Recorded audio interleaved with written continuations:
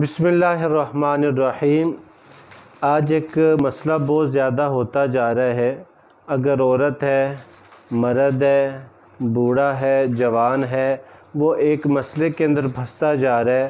اور وہ مسئلہ کیا ہے کہ ایک اس کو یہ وہم پڑتا جا رہا ہے کہ میرے ساتھ کوئی جن مسلط ہے اور رات کو مجھے دباتا ہے۔ میں گھر میں ہوتا ہوں تو میرے اوپر دباؤ رہتا ہے، میں سونے لگتا ہوں تو میرے اوپر دباؤ رہتا ہے، اور سو کے اٹھتا ہوں کہیں جاتا ہوں تو دباؤ رہتا ہے۔ آخر یہ دباؤ ہوتا کس چیز کا ہے؟ اور واقعی اگر کسی کے اوپر دباؤ آتا ہے، ایک تو ہوتا ہے کہ کسی کو ڈپریشن ہوتا ہے، وہ سوچنے کی وجہ سے دماغ پہ دباؤ آتا ہے، یا کندھوں پہ دباؤ آتا ہے، یا پھر وہ کچھ چیز سوچ رہا ہوتا ہے اس کی وجہ سے دباؤ آتا ہے۔ اگر کسی کو جنات کا دباؤ آئے تو اس کی علامت کیا ہوگی؟ اس دباؤ کی علامت کیا ہوگی کہ اس کو پتہ چلے کہ میں بیمار ہوں، یا مجھے کوئی ڈپریشن ہے، یا میں کسی بات سے ڈپریس ہو چکا ہوں، اس بات نے میرے ذہن کے اوپر یہ دباؤ ڈال دیا ہے۔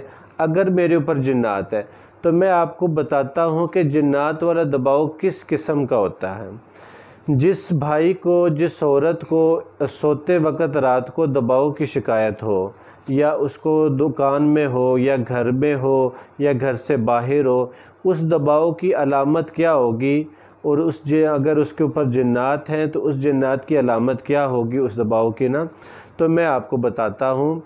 مجھے انگلینڈ سے کال آئی، اور انگلینڈ سے کال آئی تو میں نے ان سے پوچھا، انہوں نے کہا جی مجھے اس طرح کا دباؤ پڑتا ہے، جب میں رات کو بیڈ پہ جاتا ہوں تو ایسے ہے جیسے مجھے کوئی چیز جکڑ رہی ہے اور میرے پاؤں کو چھیڑ رہی ہے، اور میرے کپڑوں کے اوپر سے کوئی چیز کو ایسے کھینچ رہی ہے، اور مجھے خوف طاری ہو جاتا ہے اس کی وجہ سے۔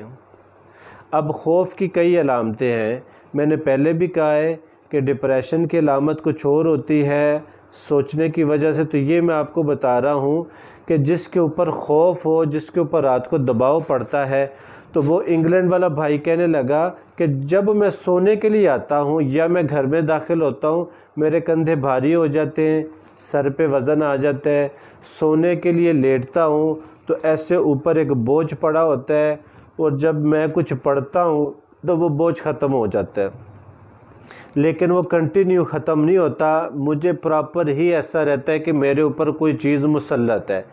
اب یہ علامات اگر کسی کے اوپر ہیں کہ وہ پڑھتا ہے دباؤ کم ہو جاتا ہے، وہ سوتا ہے دباؤ آ جاتا ہے، اس کی وجہ سے اس کو نیند صحیح نہیں آتی، تو وہ کیا کرے؟ تو اس کے لیے آپ کو عمل بتاتے ہیں کہ وہ بھائی، وہ بہن، وہ بیٹی، وہ بیٹا، وہ جو بھی ہے، اگر کسی کو اس طرح کا معاملہ پڑتا ہے تو وہ سب سے پہلے ایک منزل ہے جو سورۃ فاتحہ سے شروع ہوتی ہے، سورۃ ناس پہ ختم ہو جاتی ہے۔ سورۃ فاتحہ سے شروع ہوتی ہے، اس کے اندر سورۃ بقرہ ہے، سورۃ انعام کی آیتیں ہیں، آیت الکرسی ہے، سورۃ جن ہے، اور اس طرح کی سورۃ ناس پہ ختم ہوئے۔ آپ یوٹیوب پر سرچ کریں گے تو آپ کو آسانی سے مل جائے گی۔ اس منزل کو 3 دن وہ ہر نماز کے بعد 1 مرتبہ پڑھے، ہر نماز کے بعد 1 مرتبہ پڑھ کے دائیں کندھے کی طرف تھوکنے کا اشارہ کرے، بائیں کی طرف تھوکنے کا اشارہ، ہاتھوں پہ دم کرے، پورے جسم پہ پھیر لیں۔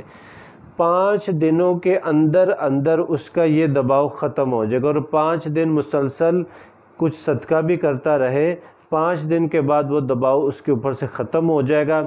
اگر پڑھتے پڑھتے اس کو جمائیاں آئیں تو پڑھنا نہ چھوڑے، اپنی روٹین میں پڑھتا رہے۔ اگر پڑھتے پڑھتے وہ اکتانا شروع ہو جائے کہ اب مجھے اکتاہٹ ہو رہی ہے، تو اکتائے بھی نہ، یعنی پڑھتا جائے۔ اگر پڑھتے پڑھتے اس کو نیند آئے تو سمجھ لے کہ وہ اثر ہے جو میرے اوپر ایسے ہیوی ہوتے جا رہے ہیں، تو وہ مزید اس کو جو ہے نا پڑھتا جائے۔ جب 5 دن وہ پڑھے گا، 5 دن صدقہ دے گا، تو انشاءاللہ اللہ کے فضل سے یہ دباؤ، اگر وہ جنات کی وجہ سے ہے، اگر وہ جادو کی وجہ سے ہے، اگر وہ نظر کی وجہ سے ہے، وہ ختم ہو جائے گا۔ اس کے بعد لائف ٹائم کے لیے وہ ایک مرتبہ اس منزل کو صبح پڑھے، ایک مرتبہ اس کو شام کو پڑھے، اپنے اوپر دم کرے، اسی طرح بچوں کو بھی کرے، بیوی کو بھی کرے، گھر میں بھی کرے۔ تو کسی عامل کے پاس جانے کی ضرورت نہیں ہے، کسی کو بتانے کی ضرورت نہیں ہے۔ اگر آپ محسوس کرتے ہیں کہ مجھے اس سے افاقہ ہو رہا ہے لیکن کچھ چیزیں اور، تو کمنٹس میں ہمیں بتا دیا کریں کہ یہ ہمیں مسئلہ ہے، تو ہم ایمانداری کے ساتھ آپ کو اس کا جواب دے دیا کریں گے۔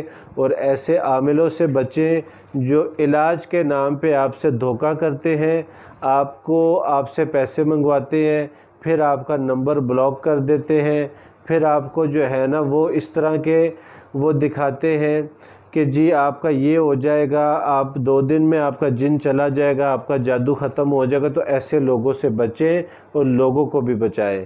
تو اس ویڈیو کو شیئر کرتے رہیں تاکہ یہ اچھی بات ہے، اور اچھی بات کو پھیلانا صدقہ ہے، اور اس بات کو جتنا پھیلائیں گے، اگر کسی کی جان ہماری وجہ سے بچ گئی، کسی کی بیماری چلی گئی، کسی کا روزگار بن گیا، اور وہ جتنا بھی روزگار کرتا رہے گا، کمائی کرتا رہے گا، شیئر کرنے والے کا پراپر اس کے اندر حصہ ہوگا، اور اس کو اس کا ثواب ملتا رہے گا۔ السلام علیکم۔